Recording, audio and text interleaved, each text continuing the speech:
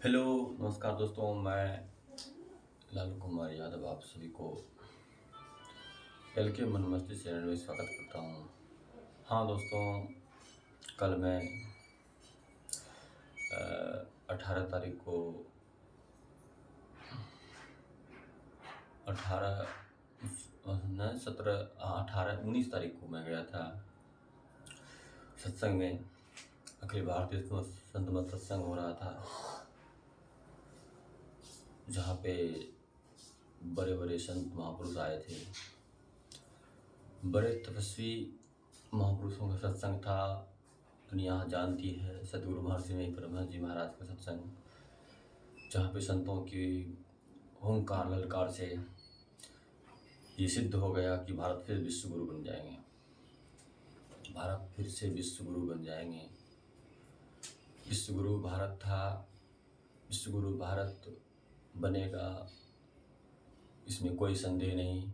विश्व गुरु भारत कौन बनाएगा? हम लोग बनाएंगे। हम बदलेंगे, युग बदलेगा। हम ही लोग के कारण से भारत विश्व गुरु नहीं है। आखिर क्या था पहले भारत में, जो यूरोप से, अमेरिका से, लंदन से, बड़े बड़े देशों से लोग मेरे भारत में पढ़ने के लिए आते थे। यहाँ की शिक्षा व्यवस्था कैसी थी, जो पूरी दुनिया जानती थी कि भारत विश्व गुरु है। भारत सोने की चिड़िया थी। आखिर है था क्या पे यहाँ पे? भारत विश्व गुरु था।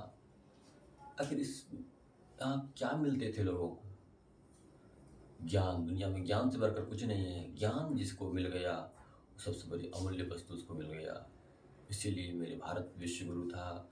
यहाँ के ऋषि मुनियों की तपस्या ऐसी थी, इतनी थी कठोर। यहाँ भारत के ही बुद्ध भगवान, महावीर भगवान, भारत के ही महर्षि में ही, भारत के ही आचार्य शंकर, भारत का ही वेद व्यास, भारत में ही रामायण, भारत में ही महाभारत जैसे भगवान विष्णु के मुख से भागवत गीता का वह श्लोक, जी पूरी दुनिया उस गीता के आधार पर चल रही है और अपने जीवन को सफल बना रही है। ऐसा मेरे भारत था। नालंदा विश्वविद्यालय में लोग पढ़ने के लिए आते थे, कटे हुए पैर को भी जोड़ दिया करते थे। इतनी ताकत थी। क्या थी उस समय विज्ञान की ताकत, क्या थी ज्ञान की ताकत, क्या थी संतों की ताकत, कि सिकंदर पूरी दुनिया को जीत कर मेरे भारत आए थे जीतने के लिए। सिकंदर पूरी दुनिया को जीत कर मेरे भारत जीतने के लिए आए थे। और सरयू नदी, एक नदी था, इस नदी के तट पर एक संत विराजमान थे। उसको पता चला था कि भारत में एक संत है, और वहाँ के जब वहाँ से आए थे सिकंदर जीतने के लिए, तो उसके सिकंदर के देशवासियों ने, उसके महान गुरुओं ने कहा था, भारत से क्या लाना है? तो कुछ नहीं, भारत को जीत के दूसरे दुनिया से जीत के ला लेना, लेकिन भारत से कुछ जीत के ले लेना ना मत। वहाँ के संत को सिर्फ यहाँ लेके आना और कुछ नहीं। क्या थी संतों में, क्या थी संतों में उतना खूबियों, जो भारत के संतों को सिकंदर लेने के लिए आए थे। दुनिया जीती थी। दुनिया जीत कर सिकंदर वहाँ से सोना चांदी हीरा जवाहर लिया करते थे, लेकिन भारत को जब अंदर जीतने के लिए आए, भारत में जो घुसे और नदी के तट पर, तो सिकंदर के महान गुरुओं ने कहा था, कुछ नहीं, जीत लेना भारत को, बंदी बना लेना, लेकिन वहाँ से कुछ हीरा जवाहर सोने चांदी मत लाना। वहाँ से लाना क्या है? वहाँ से संतों को सिर्फ लेके आ जाना, इससे बड़ी और कुछ नहीं लाना तुम वहाँ से। सबसे बड़ी संपत्ति भारत की संत है। क्या थी संतों में, क्या थी वो गुण, वो विद्या, जो संत को यहाँ से ले जाने के लिए चाहते थे।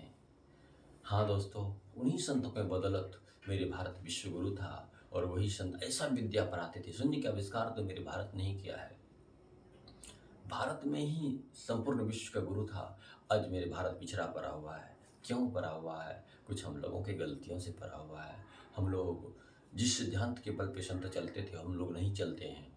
जिस सिद्धांत के बल पे संत ने अपनी महानता प्राप्त की है, उसे हम नहीं चलते हैं। संत के बताए हुए मार्ग पर यदि हम लोग चलेंगे, सारे दुनिया के विश्व गुरु फिर भी भारत हो जाएगा और सोने की चिड़िया भी हो जाएगा। ये संतों की बदौलत थी। यहाँ की ऐसी विद्या है कि इसकी बखान करना भी बहुत ज़्यादा कम पड़ जाएगा। सिकंदर ने उस संत के सिपाहियों से भेजा कि जाओ संत को बुला के लाओ। कहना कि सिकंदर विश्व विजेता ने बुला रहे हैं। उस संत ने मुस्कुराते हुए कहा, सिपाहियों से जाओ सिकंदर से कह देना मेरे पास वक्त नहीं है। सिकंदर को सिपाहियों ने कहा कि संत ने कहा मेरे पास वक्त नहीं है, बल्कि उसके डर नहीं लगता है, उसको बोल देना आएगा तो तलवार की इतनी धार तेज है कि सटाते ही गला धड़ से अलग हो जाएगा। तो फिर सिकंदर की सिपाहियों ने जाकर संत से कहा, कल के कोई दिक्कत की बात नहीं है, जाओ सिकंदर को कह देना आना होगा तो आएगा, नहीं तो हम यहाँ से नहीं जा पाएंगे, मुश्किल है ले जाना मुझे, उसी को आना ही पड़ेगा।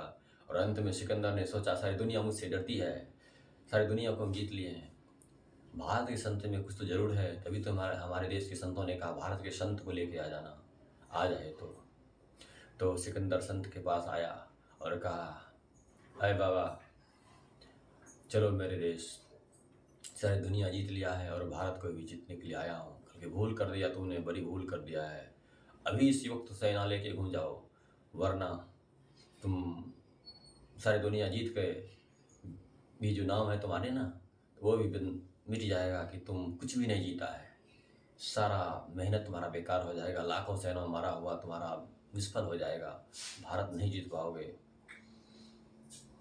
कल कैसा ही क्यों, कल के चलो वहाँ कोई दिक्कत नहीं होगा, कोई सुख सुविधा की कमी नहीं होगी, लेकिन संत ने कहा नहीं नहीं, कल के मुझे सुख ही देना चाहते हो, मेरे सामने से हट जाओ, मेरे सूर्य के प्रकाश धूप लग रहा है, उस धूप को लगने दो। संत ने कहा धूप को लगने दो, मेरी धूप जो छेक कर तुम मेरे सामने से बैठे हो ना, उस धूप उसके सामने से हट जाओ सिकंदर, बस मुझे धूप ही लगने दो, इससे बड़ी तुम्हारी सेवा कुछ नहीं होगा मेरे लिए। सिकंदर ने कहा चलना है वो, करके नहीं उठाओ कमंडल। जैसे ही कमंडल उठाने के लिए कहा, सिकंदर एक कमंडल नहीं उठा सके, इतना बलवानशाली था कमंडल, इतनी शक्ति थी, कमंडल नहीं उठा करके, जब कमंडल तुमने ले सकते हो तो मुझे क्या ले जाओगे, ऐसी थी मेरे भारत की विद्या। इसी प्रकार से जो आज सत्संग हुआ है महर्षि में परमहंस जी महाराज का, जिसने शून्य में घुसकर कठिन तपस्या 18 मंथ तक की है और साक्षात्कार किया है, वो दुनिया जानती है, इतना शक्तिमान थे सतगुरु ने, ऐसा ज्ञान दिया। और उन्हीं के सत्संग में ये ललकार हुंकार है, भारत विश्व गुरु बन जाएंगे, इसमें कोई संदेह नहीं, कोई बात की फिक्र नहीं, विश्वगुरु था, विश्वगुरु हो जाएगा और सोना की चिड़िया हो जाएगा, सिर्फ बदलने की देरी, सत्य के मार्ग पे चलने की देरी है। जिस दिन मेरे भारत के संपूर्ण लोग सत्य पे आ जाएंगे, चोरी नहीं करेंगे, गलत नहीं करेंगे और माता पिता की सेवा करेंगे, माता पिता की आज्ञा का पालन करेंगे। रामायण से हम लोग क्या सीखते हैं, रामायण से यही न, राम भगवान ने अपने पिता की आज्ञा पर 14 वर्ष के वनवास गए हैं और अपने संपूर्ण राज्य को भरत भाई के नाम पे छोड़ दिया है। यही है भाईचारा, इसी के बदौलत न रामायण इतनी पूजनीय है, ना कि वो पत्नी के लिए इतना चीज कर दिया, वो कुछ नहीं है कि भाई के लिए और पिता की बात पर उसने अपने संपूर्ण राज्य को नीछावर कर दिया है। और वही भरत भाई ने अपने भाई राम के लिए संपूर्ण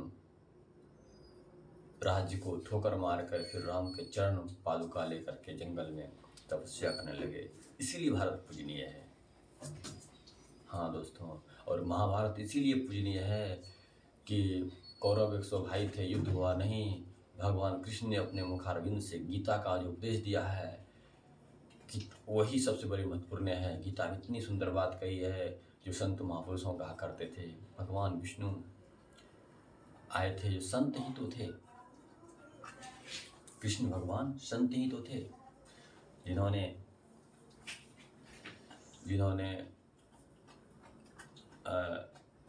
उपदेश दिया है अर्जुन को, रथ पर सारथी बनकर संपूर्ण महाभारत युद्ध में दिया है उपदेश की, गीता का श्लोक दिया है, जिन्हीं गीता के श्लोकों से, गीता के ज्ञान से संपूर्ण विश्व आज प्रफुल्लित हो रहे हैं, चल रहे हैं। हाँ दोस्तों, बस भारत विश्व गुरु बनाने की संकल्प घोषणा हो गई है और हम लोग भी सत्य पर मार्ग पे चलेंगे, तब तुम्हारा भारत विश्व गुरु बन सकते हैं।